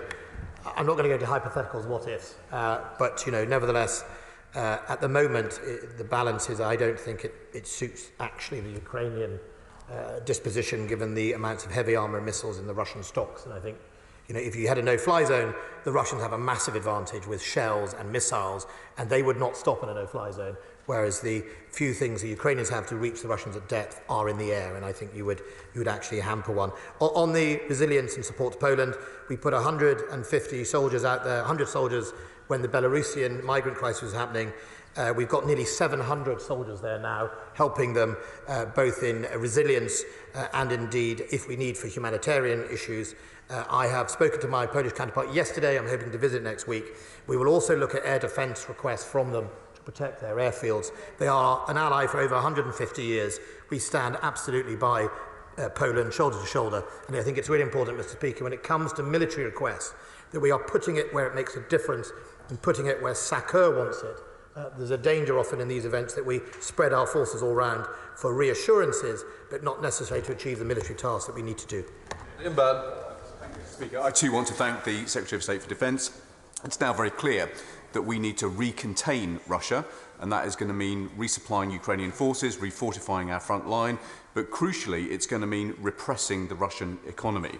Now, At the moment, nobody can recognise the 275 figure that is being used for the number of sanctions that have been issued. The Foreign Affairs Committee yesterday heard evidence that the government simply was not ready. And even today, the family of the founder of the Wagner Group have still not been sanctioned here, even though they've been sanctioned in Europe. So when the Secretary of State sees the Foreign Secretary later today, could he ask her to get her act together? I'd have to have pretty wide eyesight. She's in Washington at the moment. But if I were to, I had some massive binoculars, I would definitely pass it on. Look, I'm happy to try and get to the bottom of all the figures, both the amount of money that has been sanctioned. The statistics I had is that the UK have frozen more funds in London than Europe and the United States completely, and I think that matters. The construct of sanctions are all different in different countries, but I'd be very happy to look into that. And look, I don't think there should be any hiding place, and nor does the Foreign Secretary, for any of these Moscow hoods that are running around, including the dreadful Wagner Group.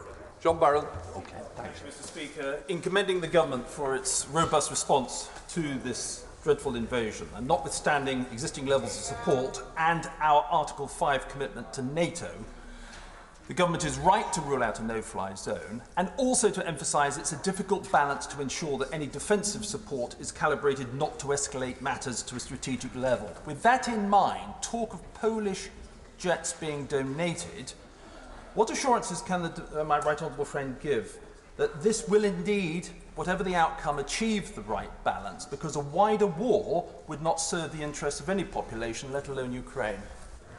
Secretary of State. My right honourable friend makes some wise observations, but just on the jet issue and all lethal aid issue, it is, in a sense, unique for each individual country to make the choice it has to make. It is.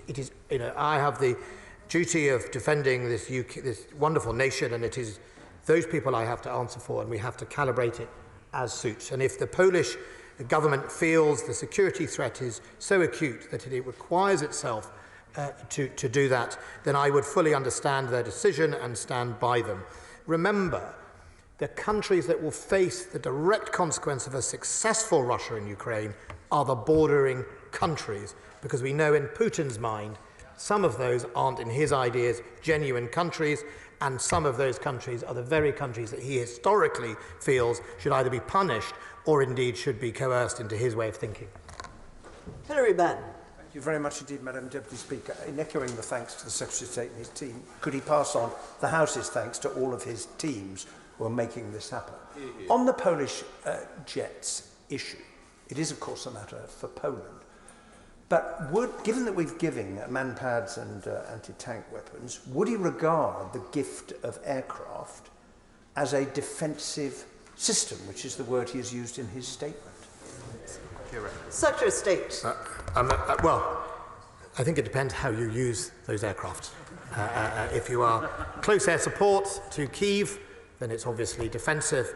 If you are seeking to enter another sovereign's territory like Russian Air Force, then it is not. And I think that is important to recognise. But I'm afraid, as I said, I think it's a deeply bilateral decision for those countries. But as a friend and ally of Poland, we would stand by their decision. Sir Desmond Swayne. He was warning for months precisely what was coming. Why didn't we use the time that he gave us to forward deploy resources to deal with the inevitable flow of applications from refugees that was coming? Secretary of State. Quite know how to answer that question. Look, I think the importance is we're going to fix the here and now. Patrick Grady. Thank you, Madam Deputy Speaker. How much of the MOD's spending in response to the crisis is going to be accounted for as ODA? What impact has the government's decision to slash the aid budget and abolish defiant had on its ability to coordinate the humanitarian response? Secretary of State. I'm not sure the government's decision to abolish DFID affected President Putin's judgment one bit. Tim Lawson. Mandate Speaker, can I applaud the personal lead being taken by my right honourable friend and the strong role of the MOD and our forces. The Home Affairs Select Committee this morning took worrying evidence from the Ukrainian ambassador and Ukrainian support groups. Can I make two requests from that? Firstly, there are reports that there are many thousands of Ukrainian children unaccompanied across the border who've been taken there for safety, and that number is growing.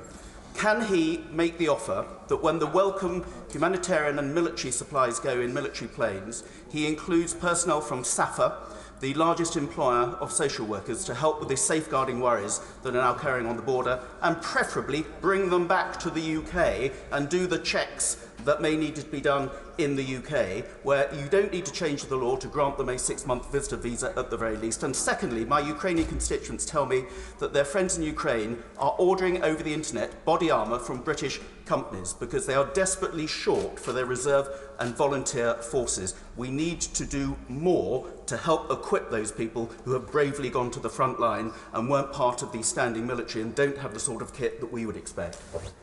Secretary of State. On the last point, included in the increased package is more body armour alongside many of the countries that donated in the conference in February. Madam Speaker, I'm slightly in danger of entering into Home Office questions here. I know they were yesterday. While I was a Home Office Minister, one of the greatest delights was not being the Immigration Minister, but rather the Security Minister. So all I would say is I understand the feeling in the House, so does the Home Secretary, so does the Prime Minister, and we are working to resolve that speed as quick as possible. As for the internal details of different immigration schemes, I would gently refer my honourable friend, the right honourable friend, to the Home Office. I will protect the Secretary of State from the temptation to stray out with his own territory. Barbara Keeley. Thank you, Madam Deputy Speaker. And can I give my thanks to the Defence Secretary for his work, that of his team, and for his compassion. I'm afraid I am going to raise another visa issue with him. My constituent is trying to get his young niece to the UK after she fled her home in Ukraine. After endless bureaucratic checks and delays, they've been told today she has to travel nearly 300 kilometres across Poland to get the decision on her visa. The Defence Secretary will understand that refugees like my constituent's niece have already made long and challenging journeys from Ukraine to Poland. Now more journeys just to get the decision. My constituent calls the government's approach to people fleeing the war in Ukraine inhumane. Given the meeting on the visa process he mentioned, can he press on the Home Secretary the need to offer a compassionate and human response to refugees fleeing the war in Ukraine? Secretary of State. Madam Deputy Speaker, at the risk of your anger, I will be delighted to pass that case to my Parliamentary Secretary and press on the Home Office to resolve it. If I indulge myself, then I think Madam Deputy Speaker will rule me out, because this is a question about the Ukraine situation through defence. No, the Secretary of State is steering a careful and a wise course, and I will endeavour to help him in doing so, but it is the case that, of course, the government is acting as one, and we all recognise that. Thank you. Where am I? Bob Blackman. Thank you, Madam Deputy Speaker. President Putin was clearly counting on a quick victory. So I congratulate my right honourable friend not only for his statement, but the far-sighted view of training Ukrainian troops and indeed supplying defensive weapons. What assessment has he made of the effectiveness of both that training and the defensive weapons in theatre, which of course can never be tested other than in theatre? Secretary of State. But I think there are two parts, my honourable friend. One is going to be the lessons learned, whatever happens, that we need to learn for our own defences and our own capabilities.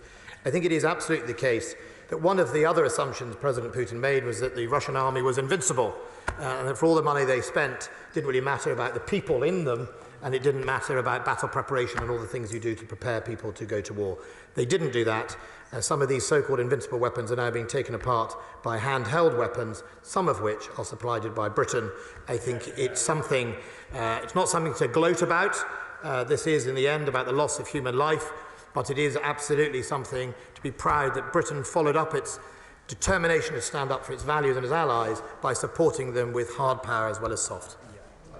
Stephen Flynn. Thank you, Madam Deputy Speaker. I think in terms of the military response, the Secretary of State can and must be commended wholeheartedly. However, I don't necessarily share his enthusiasm for the government's humanitarian response. Indeed, I spoke with my constituent Maria this morning, whose family in Poland can't even get clarity from the Home Office as to whether they should continue with pre-existing visitor visas or indeed go for a family visa. Quite simply, it is a shambles. So when he meets with the Home Office this afternoon, can I ask the Secretary of State for Defence, for want of a better phrase, whether he will stick a rocket right up the Home Office? Secretary of State. I think just on the immigration pathway, first of all, the overall number of 200,000 for family and uncapped for humanitarian is a good thing. The fact Britain is the biggest single donor to the humanitarian aid is a good thing, and we shouldn't underplay those two facts. I understand the frustration with both Ukrainians trying to flee and with members of this House about the speed of that processing. I said yesterday the MOD will support the Home Office as requested. In principle, they have agreed. We've now got work on today to make that go quicker. Andrew Murison. Exercise cold response and reinforcing Tapa camp are very welcome, and they will reassure our Scandinavian and our Baltic colleagues. But what is being done specifically with Lithuania, which is very much at risk, since Putin's next move might very well be an attempt to link Russia proper with the Kaliningrad Oblast? My right honourable friend raises a really important point, and it's that point about why these countries must take some of their decisions bilaterally, because they will face the consequence of a successful Russia in Ukraine and what will happen next. And that's why we pay extra attention to the Baltics. The right honourable gentleman, the front bench spokesman for defence, is going today to Estonia. I was happy to facilitate that, and I will also the SNP if they wish to visit. It's important that we work through the Balts together. There are 4, I think, enhanced forward battle groups there, and they've got to make sure they are well coordinated. For a time, we put some of our Apaches through Lithuania, but as he rightly points out, we're acutely aware of, I think, the area called the Suwalki Gap, which is the gap between Belarus and indeed Kaliningrad, which could be exploited for Russia's purposes. Ben Bradshaw. At risk of destroying the Defence Secretary's career, the reason he's getting all these questions on refugees is because honourable members on both sides of this House wish he were in charge of the Home Office. But leading on from the question of my honourable friend, the member for Halton, how confident can he be that if we don't confront Putin more directly now in Ukraine, we're going to have to next month, next year, somewhere else in Europe? I think that is, I'm afraid, the $60 million question, and I think we have to all be mature about how we work that out through analysis, through talking to people that understand it. There is no easy answer. Is he acting irrationally? Yes, he is. Why would he have done this? Is he acting out of an ambition far beyond his perceived threat of NATO? Yes, he is. He's written that himself, and he's made speeches about it. Does he take a view that there are a number of countries in NATO that don't really belong in NATO? Yes, he does. That's very dangerous for the West. That's why I say, and I say with all passion, that we have to work at making sure we keep our alliances completely strong. That is the thing that makes a difference to him, plus the economic sanctions, plus the fact that his legacy now is he is done. If he has any mistakes, Madam Deputy Speaker, if he's going to make a mistake, it is to present that somehow he can survive this in his political reputation. If he wanted to further Russia, he's damaged Russia and sent it backwards. If he wants to further his case as a great leader, he is now contained in a cage of his own making. Sir Robert Neal. Thank you, Madam Deputy Speaker. I'm going to only briefly join the queue of those expressing our thanks that the Secretary of State and his department are now involved in trying to sort out a very sorry process in relation to visas, and I'll perhaps use the good offices that he suggested to take up a particular case. But may I return to the issue of evidence gathering of war crimes? Because isn't it important that in terms of future deterrence, not just to Putin, but of the rest of his regime, it's very clear that we are deadly serious about the gathering of war crimes. That it may take many years before we're ever in a position to prosecute them. It may be necessary to look, as has been suggested by some, at a dedicated international criminal tribunal to deal with jurisdictional issues. But would you agree with me it's important that we send the message that we're not going away on this? We will amass the evidence, and for however long it takes, we will pursue them, not just Putin, but right the way down the chain of command for those who are responsible, because when his regime falls, like Milosevic's, it will, then the democracies of the world are coming for him. I agree with my right honourable friend 100%, and my honourable friend, the Minister of the Armed Forces, met with the ICRC only last week, I think, to discuss exactly that. It is absolutely right. They know that the long arm of justice will follow them forever. And he also says something that's really important. This cannot be swept away by just one man in the Kremlin.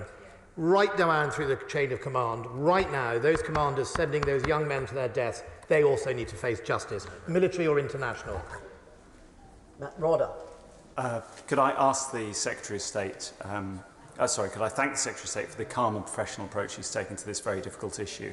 Also thank him for the pressure he's applying to the Home Office to, quite rightly, speed up the fair treatment of refugees.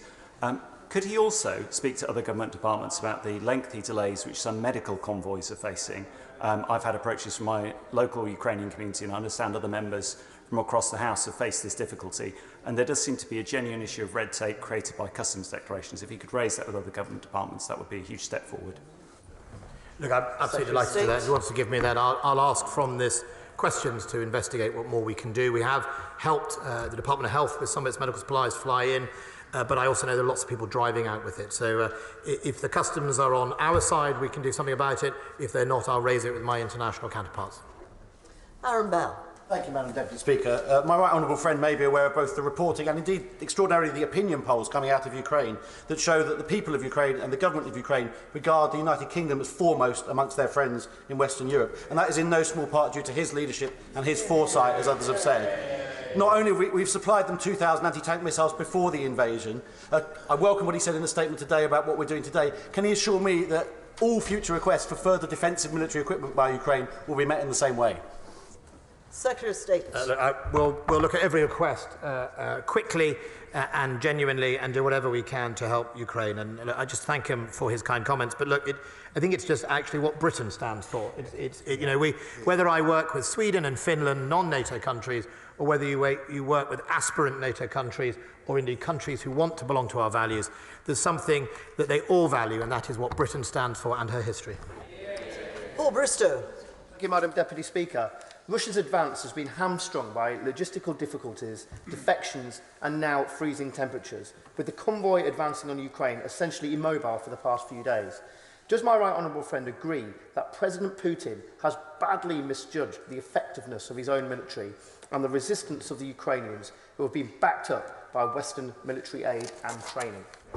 Secretary of State. Look, I think there are two major miscalculations by President Putin, and they are that first of all, that his military was invincible, and secondly, that the Ukrainian people would welcome him. I think his other major miscalculation was that somehow the international community was not united. He's wrong on that.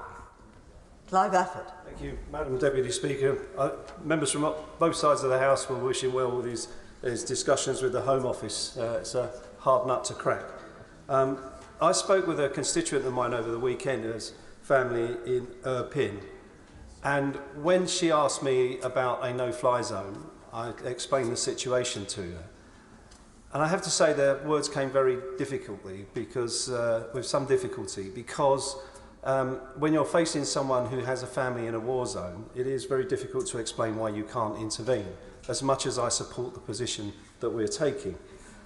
She then responded by saying we need to be able to defend ourselves, and that they want access to more weaponry that we can supply to them. And I know he's providing Starstreak high-velocity anti-air missiles, and that he hopes that that will be within the definition of defensive weapons. But that definition is in itself, is that a difficulty in providing the support that people from Ukraine are asking for? And is that something that's going to have to be kept under review?